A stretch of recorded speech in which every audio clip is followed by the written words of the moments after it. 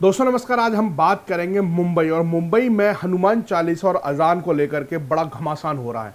नवनीत राणा अब सांसद हैं निर्दलीय, जिन्होंने घोषणा की थी कि शुक्रवार को घोषणा करती हैं कि वो मातोश्री के सामने हम हनुमान चालीसा का पाठ करेंगे और पुलिस हरकत में आकर के उनको गिरफ्तार कर लेती है। 14 दिन की न्यायिक हिरासत में उनको भेज देती है। उनके ऊपर राजद्रोह का केस भी लगाया गया है। नवनीत राणा के पास जब किरीट सोमैया मिलने जाते हैं तो उनके ऊपर शिवसेना के जो लोग हैं उन्होंने हमला कर दिया। अब सबसे बड़ी बात है कि इसके बाद भाजपा के नेता हैं उन्होंने भी बयानबाजी करनी शुरू कर दी और देवेंद्र फडणवीस हैं, उन्होंने कहा है कि अगर हम मुंबई में हनुमान चालीसा नहीं करेंगे तो क्या हनुमान चालीसा पाकिस्तान में जाकर करेंगे। सबसे बड़ी बात है, जब से राज ठाकरे का ये बयान आया है और 3 मई के बाद लाउड स्पीकरों को हटाने की जो चेतावनी दी थी, उसके बाद पूरी मुंबई में, पूरे महाराष्ट्र के अंदर ये घमासान चल रहा है। इसको लेकर के अगर हम बात करें उत्तर प्रदेश के मुखिया की, तो उन्होंने बड़ा सीधा सीधा कहा कि जो कैंपस है उसके अंदर आप लाउड स्पीकर बजाएं, डीजे बजाएं, पर उस कैंपस के बाहर वो आवाज ना आए, चाहे वो मंदिर हो, चाहे गुरुद्वारा हो, चाहे वो मस्जिद हो। अब किसी भी धार्मिक स्थल पर अगर लाउड स्पीकर लगे हैं तो उसकी आवाज कैंपस से बाहर नहीं जानी चाहिए, जिससे कि किसी को तकलीफ ना हो। इससे पहले भी हमने देखा था कि सोनू निगम ने भी इस चीज को लेकर के ट्वीट पे ट्वीट किए थे और उनको भी कहीं ना कहीं आड़े हाथ लिया गया था कि किसी की धर्म के लिए अगर कोई अजान करता है तो उससे ऐसे नींद खराब कैसे हो सकती है। तो इस तरह के भी बड़े सवालात खड़े हुए थे और उसके बाद जब सोनू निगम ने भी कहा था कि ये लाउड स्पीकर की जो गुंडागर्दी है ये किसी के ऊपर थोपी नहीं जानी चाहिए।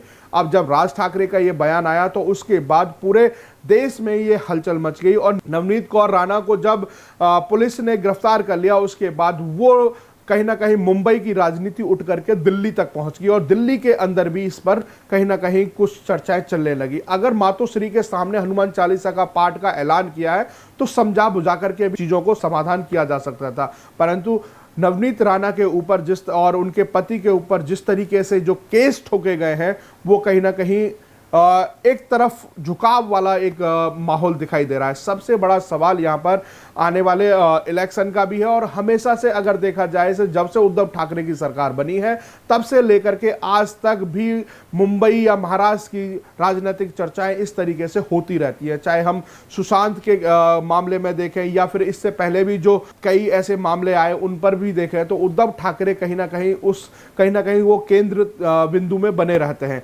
अब सवाल यहां पर यह खड़ा होता है कि अगर नरेंद्र मोदी जी रविवार को अगर मुंबई जाते हैं, उन्हें पुरस्कृत किया जाता है तो वहां पर प्रोटोकॉल के हिसाब से भी महाराष्ट्र के मुख्यमंत्री को वहां पर होना चाहिए था, परंतु वो वहां पर नहीं गए। अगर हनुमान चालीसा और अजान का जो मुद्दा है उसको सुप्रीम कोर्ट की अगर हम बात करें कि इन चीजों में सुप्रीम कोर्ट की जो गाइडलाइंस है उनको फॉलो क्यों नहीं किया जा रहा, सबसे बड़ा सवाल।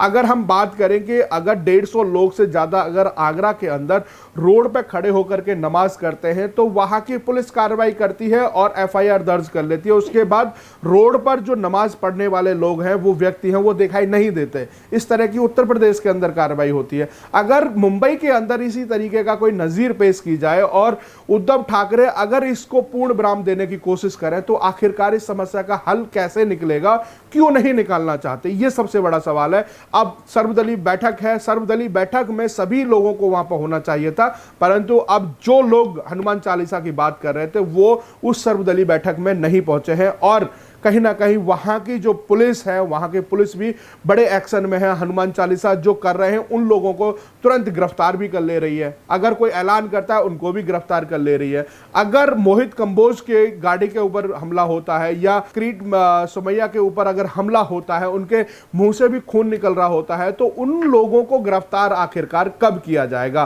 क्या ये जो हमला है वो संविधान के अधिकार के साथ है? क्या किसी भी नेता हो या आम जनता हो उसके ऊपर किसी तरह का अगर हमला होता है तो उस पर पुलिस कार्रवाई क्यों नहीं करती है, ये सबसे बड़ा सवाल है। और लोग भी यही सवाल पूछ रहे हैं कि हनुमान चालीसा अगर हिंदुस्तान में रह करके नहीं पढ़ी जाएगी तो क्या पाकिस्तान या अफगानिस्तान या बांग्लादेश में जाकर के पढ़ी जाएगी, जो मुस्लिम कंट्री है, या वहां पर जाकर के पढ़ी जाएगी। हालांकि अगर हमने देखा तो जो अरब कंट्रियां हैं वहां पर बड़े बड़े मंदिर भी बन रहे हैं, गीताओं को पढ़ा भी जा रहा है वहां पर, परंतु अपने ही देश में राजनीति की भेंट चढ़ गई है हनुमान चालीसा और गीता जैसी ग्रंथ हैं उनको राजनीति के भेंट चढ़ा दिया गया।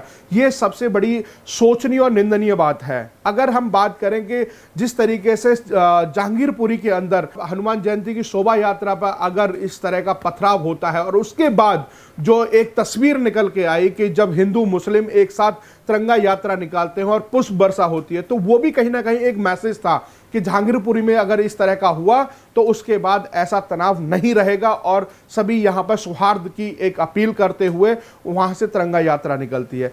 परंतु ये जो विवाद की जो जड़ है वो आखिरकार वो जड़ कैसे खत्म होगी?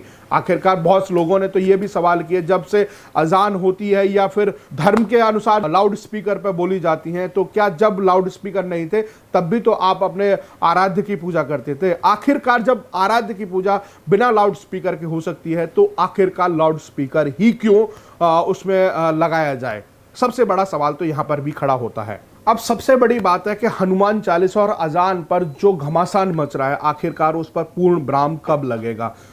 और जनता भी इसी इंतजार में है। आखिरकार सुप्रीम कोर्ट ने जिस तरीके से तत्परता दिखाते हुए जहांगीरपुरी पर एक्शन लिया और इसी तरीके से क्या इस पर भी कोई डिसीजन लिया जाएगा स्वतः संज्ञान सुप्रीम कोर्ट के माध्यम से या किसी दूसरे कोर्ट के माध्यम से, इस पर भी स्वतः संज्ञान लेकर के इस पर भी जो कानून है उसको अमल में लाने के लिए पूरा पुख्ता कानून को ला करके लोगों के सामने रखा जाएगा? ये सबसे बड़ा सवाल है कि आखिरकार इस तरह की जो घटनाएं आए दिन होती हैं और जो मन मुटाव वाली चीजें हैं वो जो लोगों के बीच में दिखाई दे रही हैं वो कहीं ना कहीं वो शर्मसार भी करती हैं।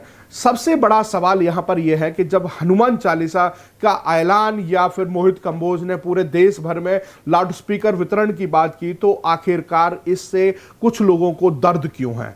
अगर एक तरफ अजान जब लाउड स्पीकर के माध्यम से होती है तो हनुमान चालीसा क्यों नहीं हो सकती? इस तरह के भी सवाल किए जा रहे हैं। अगर जब लाउड स्पीकर यूपी के अंदर बंद किए जा सकते हैं और लाउड स्पीकर के लिए सिर्फ एक छोटा सा नोटिफिकेशन दिया गया कि आप अपने कैंपस के अंदर ही लाउड स्पीकर को चलाया जा सकता है, अगर उससे आवाज बाहर जाएगी तो आपको विभिन्न धाराओं में केस दर्ज किया जा सकता है। तो सबसे पहले मथुरा उसके लिए नजीर बना।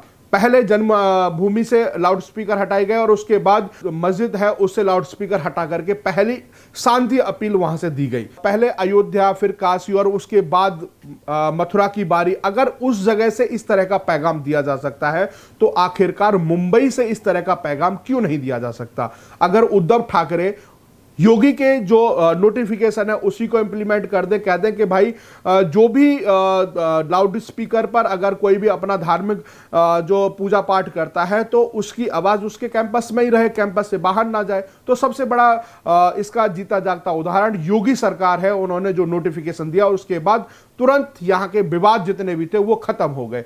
अब अगर मुंबई के अंदर भी इसी तरह का ये आदेश दे दिया जाता है तो हालांकि जो अजान और या हनुमान चालीसा पर जो विवाद बढ़ता हुआ नजर आ रहा है तो वो भी कहीं ना कहीं वहां पूर्ण विराम लग सकता है। सबसे बड़ी बात है यहां पर अब देखा जा रहा है कि अगर बीजेपी के लोग हनुमान चालीसा की बात कर रहे हैं या फिर अन्य दल के बात कर रहे हैं तो वो कहीं ना कहीं वो खटास में दिखाई दे रहा है। और उसके बाद उद्धव ठाकरे हैं कहीं ना कहीं जो वोट बैंक है उसको लुभाने के चक्कर में कहीं ना कहीं जो विवाद है वो और बढ़ता नजर आ रहा है।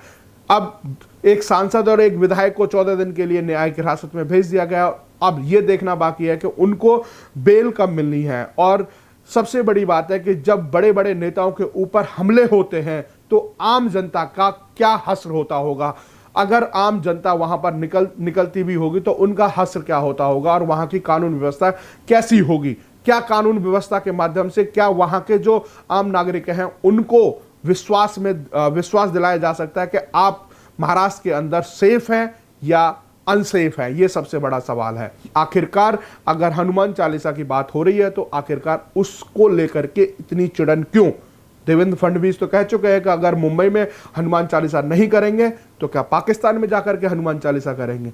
ऐसी खबरों के लिए आप हमारे साथ जुड़े रहिएगा। जय हिंद, जय भारत।